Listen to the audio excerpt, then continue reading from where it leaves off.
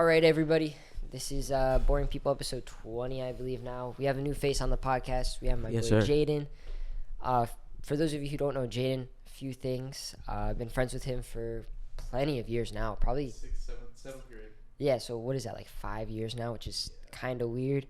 And you're a Muay Thai fighter, which is probably what I want to talk about the most. So let's go into like the biggest reason why you're on this podcast is you have a fight coming up. Yeah, and March 9th, actually. March 9th. That'll be my second adult fight. I had 4 amateur fights as youth, and I was 2-2. I lost my last 2 fights. And those 2 kids that I lost to actually did like a title fight. And this kid, Adrian, he won. He like, I heard it was a close split decision between me and him. But the kid he fought, Colin, he like messed me up pretty bad. Like, yeah. I've never gotten sweeped and put on my so many times in a fight. It was like the whole second and third round I just kept getting slammed. I was like, there's these rules, it's called sunshine rules. You can do like wrestling takedowns in the Muay Thai fight that you can go and like take them, put them on the floor. He never really did that, but he would more like do like a single leg or like I'll go to kick and he'll just catch my leg and then kick my other leg out. It was pretty bad.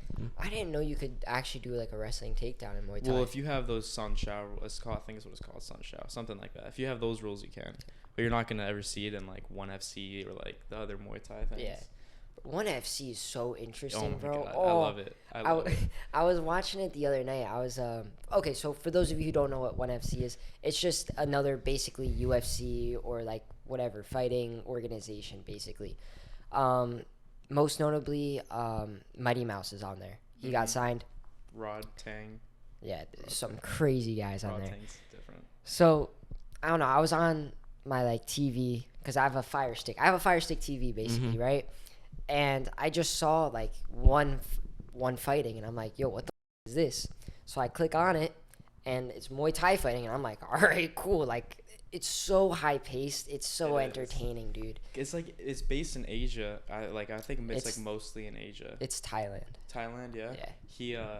But like people like Rotang and Mighty Mouse are like they're like so small and like I think they fight at like 125 or something. They're like that. 135. 135. And then Rod Tang, dude, he's like 25 with like 300 fights. It's actually insane. So what weight class do you fight at? Yeah, it varies. Like my last fight was 137, which that cut was rough. It was from 157 or 160 down to 137. That was rough. Yeah. And then this fight's at 147, so 10 pounds up. Like that's a big change. I don't know why they're at like the 4. I think when you do like MMA is when you do like 130, 135, stuff like that. But I don't know.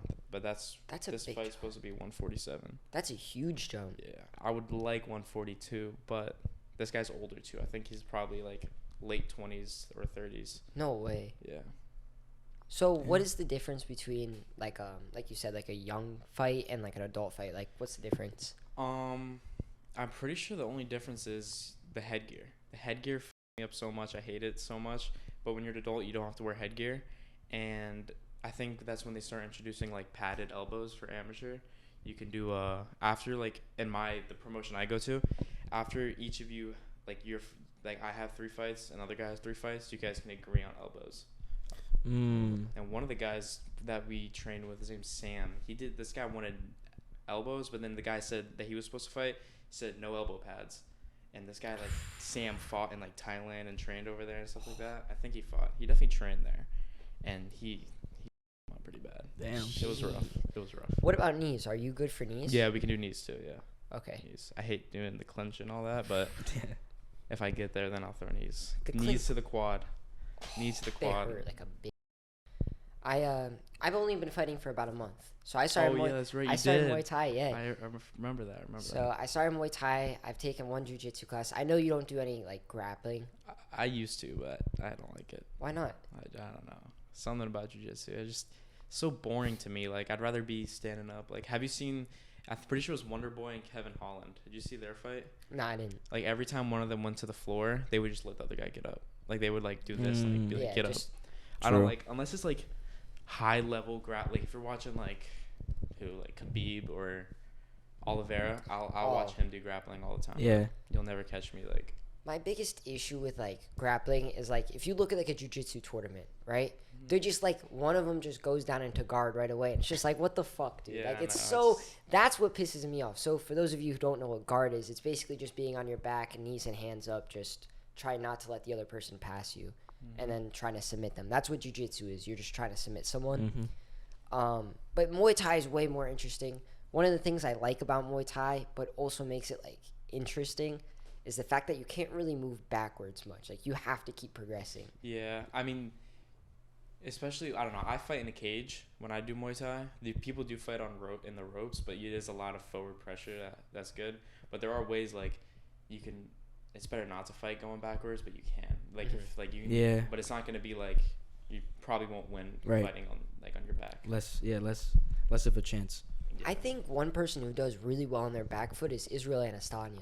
Yes. He does really well on his back foot. I mean, a bad view of that would be him versus Strickland. But if you look at him versus Pereira, he did a great job on his back foot. Yeah.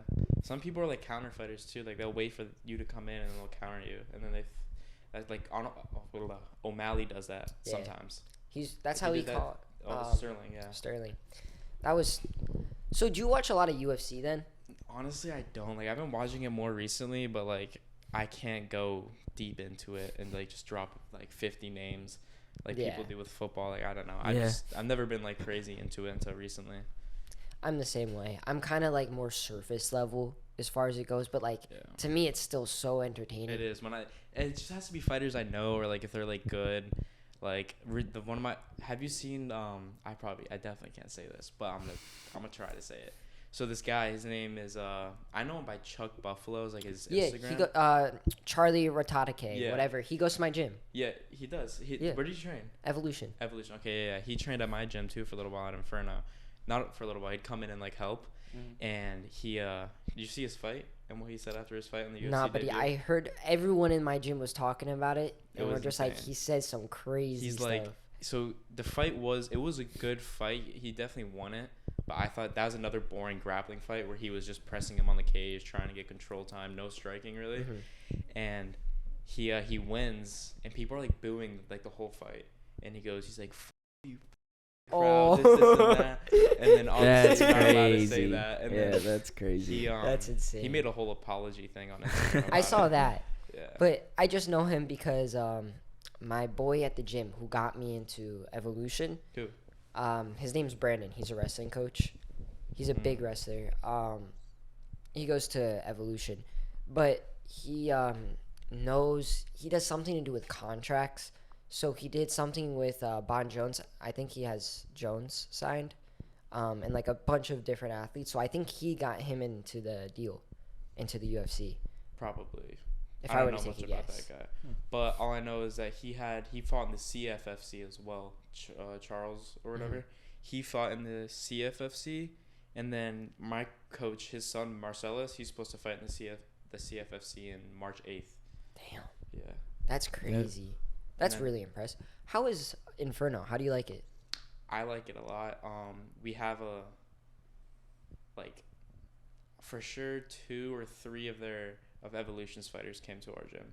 Yeah. Yeah, we have this guy Noah. He's pretty good, but he's on and off. He has like life stuff, but he's really good. How old is he?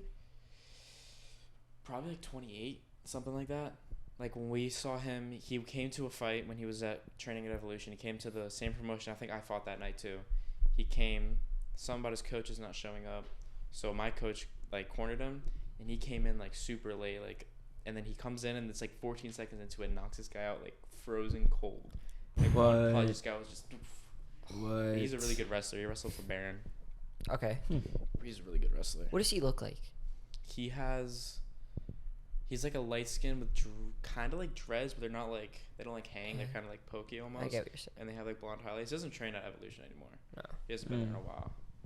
But there's this other guy Antonio. He's on and off too, but I think he's undefeated. He might have 1 loss. Damn.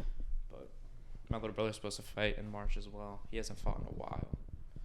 He's good for his age. He's like 16, and he like trains with all the adults and stuff. Damn. Yeah, he's pretty good. But he's also like, when I was 16, like you probably remember me when I was 16, I was super short, skinny, and all this. My brother's 16. He's like almost taller than me, weighs more than me. Yeah. It's like it's actually He's gonna kick your ass soon. No. Yeah. Never. Huh? Is he good at Muay Thai? Yeah, we've been doing it for the same amount of time, but he'll never. No. You're just better than him. Yeah, he's never gonna be like me. Never. That's funny. How big do you think he's gonna get? Definitely bigger than I'll get, for sure. He's probably gonna be pushing 6 foot or maybe a little like 6'1" or something. That's my guess. I don't know. Damn. I remember when he was like a jit. Yeah. That's insane. That's insane. Yo. So your fight coming up, what are some of the rules? What are the rounds? How many rounds? So it's 3 2-minute rounds, 1 minute rest. So it's pretty much like when it's like that short of a fight, it's pretty much high paced the whole time. Like there's no really slowing down. Like MMA is a lot slower because it's like you have more to worry about. But like it's very high pace, and you can't knee to the head, no elbows. And oh my god, my last fight actually. Speaking of rules, the ref, his name was like Ref something Baggett. Like literally his name was Baggett. And I don't even care. This guy pissed me off to the max. So we start the fight. We get in the cage. Yeah. And he's going over kind of going over rules. And he's the ref. Like the ref should know the rules, right? Yeah. So he goes no clinch knees, and so that's what he says. So all he says no clinch knees. So I was like, can we like do like a shoot knee or just a long knee, like any knees at all? And he goes, what do you think? And I'm like, no way, this guy's like talking to me like this right now. Like, like being a certified dick. And then I was like, after the fight, during the fight actually, he was like yelling at me because like it was in between round 1 and 2, I think. And I'm kind of like, I'm not sitting up against the cage waiting for him to say go. Like I'm kind of pushed up a little bit, but the other guy is too, and he's telling me to back up. And I'm like, look at him. He's like, he's right there. And he goes, back the fuck up, like some shit like that. And I was like, all right, dude. So I backed up, and I was already, that like kind of ticked me off. And then after the fight, my dad went to the promoter, Brandon is his name, and told him about like everything that happened during the fight and like the whole thing with the rules. And then I'm there. I pull up, and after like because I broke my toe, so I was icing it. So then I go over there, and he's like, I wasn't there for the rules. Like when we have weigh-ins, they go over all the rules, and the ref wasn't there. So I'm like, that's not my fault. That's your fault, first of all. And then I was like, he was like saying something like about how he wasn't there for the rules. I was like, aren't you the ref? Like, shouldn't you just like know the rules or something? Yeah. And then he goes to my dad and goes, teach him some respect. And I'm like, no way, this guy just said that. Like last fight, he was reffing Malcolm. When Malcolm won, he knocked the guy out and then did like a backflip off the cage, right? And then he told my coach Crafton that Malcolm needs to learn respect. So like after that whole situation was trying to like argue with me, and like my coach is ready to just like rock it. He was like, he goes, I don't blame him, bro. Like, he just like, why are you being like? They end up getting fired. All in all, he ended up getting fired for just being a. And like, that's insane. Why can't you backflip off the cage, bro? There's nothing wrong with that. He knocks the dude out. They end it. He runs up, foot on the cage, backflip. That's fire, that's bro. so What cool. do you mean disrespectful? Nah, I don't know if you saw, but you had a really cool montage for your last fight. Which one? I look-y made a lot. The one right after your fight that you posted. Was it the one? Are you talking about this one? Yeah, that one. That one? That one was that was a really good edit, bro. Yeah, CapCut. Literally just put my in CapCut did it for me. You did I watched that fight before I really knew too much about Muay Thai. Obviously, now that I'm taking Muay Thai, I understand it a lot more. Mm-hmm. But man, you're pretty good at fighting. Yeah, I made a huge. If you look at my amateur fights as youth, it was like any of them, and then you look at how I fought now, it was like this completely different like fighter. I literally did. The promoter DM'd me, was like, I hope your fight camp's going well, this and that. And I was like, yeah, you're gonna I promise you're gonna see a whole new fighter. Then I went in and did that, and he was like, hold. So what does a camp look like for you leading up to a fight? So, usually it's anywhere between like 4 to 6 weeks of just training. Like I try to go every day, but at work. Usually I can't make Tuesdays, but I try to do Monday, Wednesday, Thursday, Friday, Saturday. Mm-hmm. And then on my off days, I either lift or I'll go for a run if I can. But definitely the last 3 weeks, I always will like wake up before work and I'll go for a run. Mm-hmm. Especially if I have to like, cut a lot of weight. The weight cut sucks. But this one's not going to be bad at all. I think it's like 10 pounds, if that. That's not bad. So, but yeah, usually when it gets closer, I'll start like waking up early, running. And then I'll go to work. Then I go straight to training. But the diets, I hate the diet so much. I don't really ever diet. This fight, I'm probably going to diet like the last like 2 weeks. just not eat really, and then just cut the weight. Yeah. But if you see like my brother for like the tea time business thing we have going, he made a video like during the fight and everything, and just like me eating before the fight. Dude, I ate this like big greasy like slice of pizza. It was awful, and I had like just a bunch of food, but it was good. I mean, it tastes good, a but lot of carbs. what do you eat the day of a fight? Dude, you should see what I eat after the fight. I'll go to like hibachi, like Ninja Steak Oh, well, house or whatever. Destroy that. We're like, that's really not healthy for you. And then the morning of, like, maybe hit up IHOP, Denny's, see what I'm feeling. really? Swear. And then like, I'm trying to think what I ate. I don't remember what I ate a lot. I eat a lot. But like my coach one time, one of his fights, before the fight, he ate like a stack of waffles or pancakes at his hotel he was at. You know what? That kind of makes sense because carbs give you energy, but at the same time, I feel like that's too heavy going into a fight. Yeah, but I don't like even if I eat something big before like training,